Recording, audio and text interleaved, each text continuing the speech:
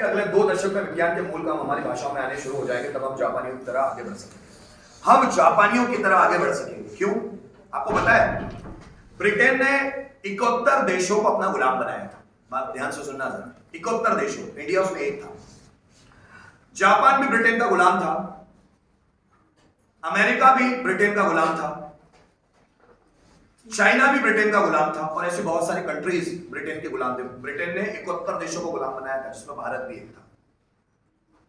और उन देशों की खासियत रही है कि जैसे ही वो देश आजाद हुए, उन्होंने सबसे पहले अपने कल्चर पर, अपनी भाषा पे, अपने रहन सहन पे, अपने खान पान पे काम किया। किसी दूसरी भाषा, किसी दूसरे कल्चर या किसी दूसरे देश की जैसी नकल नहीं मारी। अमेरिका 1776 में आजाद हुआ ब्रिटेन से, और जैसी 1776 में आजाद हुआ, अमेरिका ने एक भी चीज ब्रिटेन की फॉलो नहीं की, अब तक भी नहीं करता एक भी चीज। आपको पता है 4 व्हीलर, किसी का घर है क्या 4 व्हीलर? हाथ ऊंचा करो, ऐसे ऐसे हाथ ऊंचा करो। स्टीयरिंग किस साइड होता है, लेफ्ट या राइट? राइट साइड होता है स्टीयरिंग या लेफ्ट साइड? अमेरिकन कार्स में देखना, पता है क्यों? क्योंकि ब्रिटिश कार, ये जो हम कार है ना हमारे पास, ये ब्रिटिश लोगों के प्रभाव से आई है। तो हमारी गाड़ियों में स्टीयरिंग राइट साइड होता है, अमेरिकन कार्स में लेफ्ट साइड होता है। वो ब्रिटिश की कोई भी चीज फॉलो नहीं करती। समझना मेरी बात, आप फिर सुनना।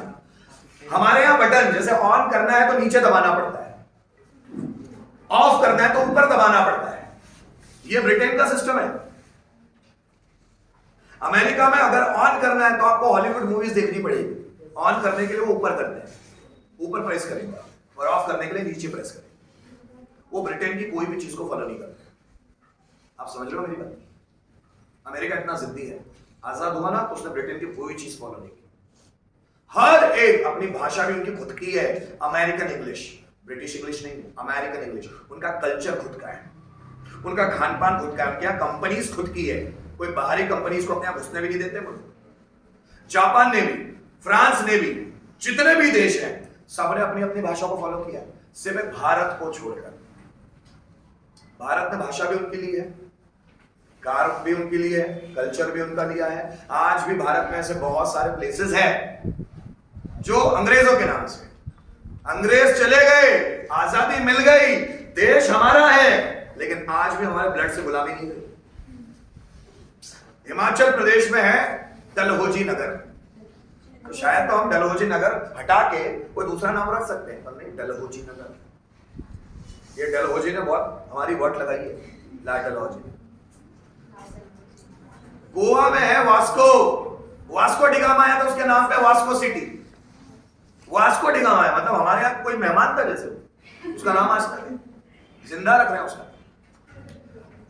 बहुत सारी ऐसी जगह है जहां पर अंग्रेजों के नाम आज भी है। आज भी हमारे अंदर ब्लड में, तो मतलब गुलामी इतनी ज्यादा है कि हम आज भी आजाद नहीं। मैं आपको ऐसे इंसिडेंट्स बताऊं, संसद का सत्र लगता है, अभी भी संसद का, लोकसभा, राज्यसभा, विधानसभा का सत्र लगता है तो 10 से 11 बजे से लगता है। 1997 तक, 1997 तक भारत में संसद का सत्र शाम में 5 बजे लगता था। पता है क्यों?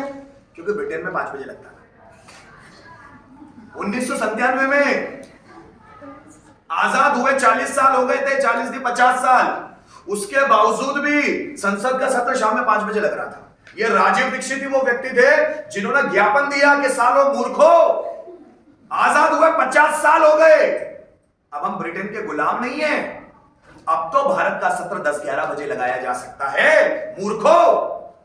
तब उनके ज्ञापन पे काम हुआ, बुद्धि जागी, तब संसद का सत्र 10-11 बजे से लगने लगा, और अब 10-11 बजे से लगता है। 1950 साल तक हमारे यहाँ के नेताओं का दिमाग ही बंद था। जन गण मन हमारा राष्ट्रगान है, थे ही नहीं, फिर भी ये राष्ट्रगान बन गया। भगत सिंह ने कभी जनगण मन गाया नहीं, सुभाष चंद्र बोस ने कभी गाया नहीं। आज भी जनगण मन को लेकर बहुत विद्रोह है कि ये 1911 में जॉर्ज पंचम नाम का व्यक्ति भारत में आया था, ब्रिटिश गवर्नर जनरल, उसकी चापलूसी में ये गाया गया सॉन्ग है। आप गूगल पे सर्च करके देखो अगर मेरी बात छुट्टी लगे तो। गूगल पे जॉर्ज पंचम आया था 1911 में, और जब ये रविंद्रनाथ टैगोर, चूंकि इनके बड़े भाई थे अवनींद्रनाथ टैगोर और इनके जीजाजी थे सुरेंद्रनाथ बनर्जी, ये तीनों साले ना अंग्रेजों के दल्ले थे, तीनों की थी, उनके बड़े भाई भी उनके जीजाजी। गांधी जी ने रविंद्रनाथ टैगोर को बहुत फटकार लगाई, इतनी चापलूसी मत कर रविंद्र, पछताएगा। और आज रविंद्रनाथ को बड़ी वैल्यू मिलती है। जिस दिन उनकी जयंती रहती बड़े भाषण होते हैं। वो व्यक्ति जो अंग्रेजों का तलवे चाटुकार था, जिसने अंग्रेजों के लिए गाना बनाया और हम खड़े होकर गाते हैं, सबको खड़े होकर गाना पड़ेगा। और इस सॉन्ग का, इस जो राष्ट्रगान, इसका मतलब समझ के देखिए, आपको शर्म आने लगेगी, खुद पर शर्म है कि हम क्या करते, कितने बेलबुद्धि हैं हम लोग। आज भी वो कोई प्रश्न ही नहीं उठाता, बोले सर आपको ही पता है, दूसरों को नहीं पता है। कोई भी नहीं करता है, पॉलिटिक्स इतनी खराब, कोई भी नहीं करता। जितने बेवकूफियां हैं यहाँ, कोई भी नहीं करता। मैं अगर आपको प्राइवेटाइजेशन, लिबरलाइजेशन, ग्लोबलाइजेशन 1991 का बताऊं ना, आपको शर्म आएगी यहाँ के नेताओं की इज्जत ही नहीं करोगे। अगर मैंने मेरे मुंह से नेताओं के खिलाफ बोला, मैं बोलूंगा नहीं, वीडियो बन जाता है। नहीं तो मैं बोलना शुरू करूंगा तो बहुत डेंजर हो, ना बीजेपी को रहने दूंगा ना कांग्रेस को रहने दूंगा। पर मैं सोचता हूँ कि नहीं भैया, मेरे को क्या करना है उनसे मारना है। कोई भी नहीं, कोई आपका यहाँ विकास करने नहीं बैठा है, सब आपको बर्बाद करने के लिए बैठे हैं। मैं तो भारत सोने की चिड़िया नहीं भाई, अब तक सोने का शुतुरमुर्ग बन जाता, लेकिन यहीं पे लोगों ने बर्बाद किया उसको। हमारे ये गोरे काले अंग्रेजों ने, भारतीय लोग, जो भारतीय नेता बैठे ना, सब काले अंग्रेज, इन्होंने बर्बाद किया हमको।